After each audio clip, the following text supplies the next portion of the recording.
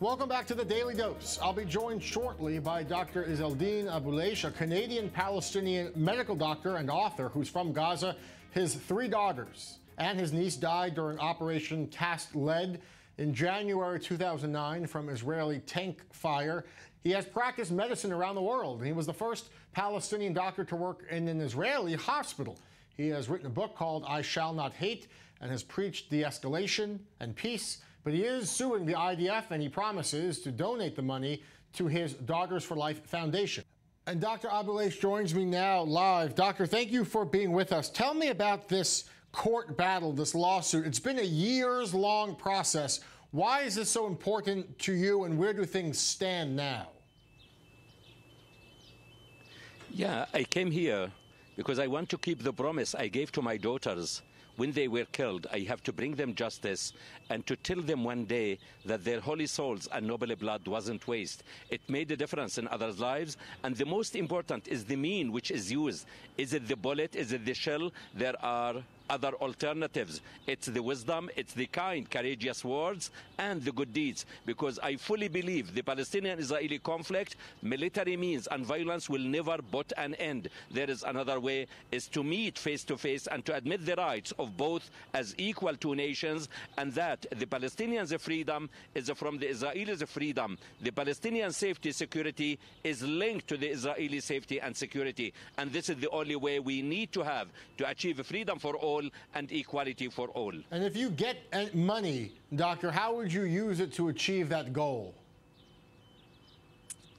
I want to get the apology and to acknowledge my daughters as human beings, as innocent people, as girls with names, with faces, and I dedicated it because in memory of my daughters I established Daughters for Life Foundation for education of girls and young women from the Middle East, relative to their background, Palestinians, Israelis, Jordanians, Syrians, Lebanese, Muslims, Jewish, Christians, because I fully believe this world can endure and will endure only with women's education and women's role. So any compensation will be dedicated for Daughters for Life to establish Daughters for Life international schools, one in Palestine, one in Israel, one in Jordan, one in Afghanistan, and one for the First Nations women. And that's the message we want to spread, a message of hope, a message of wisdom. And Doctor, tell me about your daughters, the daughters that died during the war. Tell me how you keep their memory alive day to day and just how you live. Just how you get through each day. Is it any easier?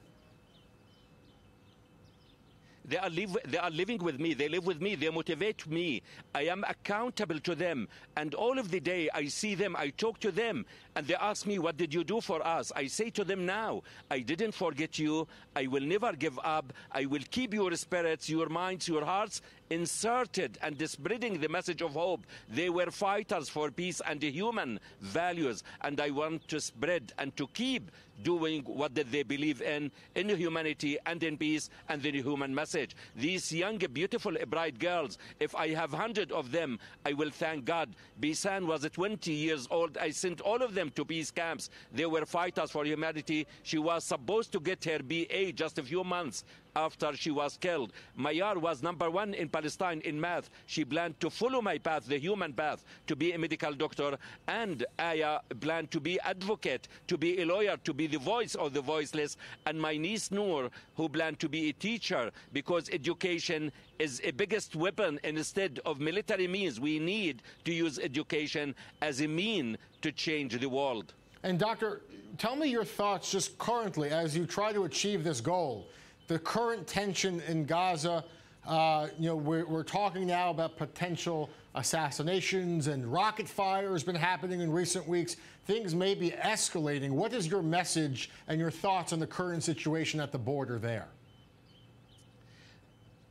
I want to tell all of the leaders, all of the people who are assigned to decide, this will never put an end. Military means and violence has proved its failure. As Einstein said, insanity is to be doing the same thing, and we expect different result. We tried many times, as you said it, even in the report. There were more than 3 wars. What it added more bloodshed, more animosity, more human being to be killed, and to widen the gap between the Palestinians and the Israelis. The other alternative is to have the courage to be kind, to be resilient, and to admit the rights of all to live equally as neighbors side by side. That's what is needed from the leadership. We need to humanize, not to politicize. Are you able to work in Gaza? Are you able to work there?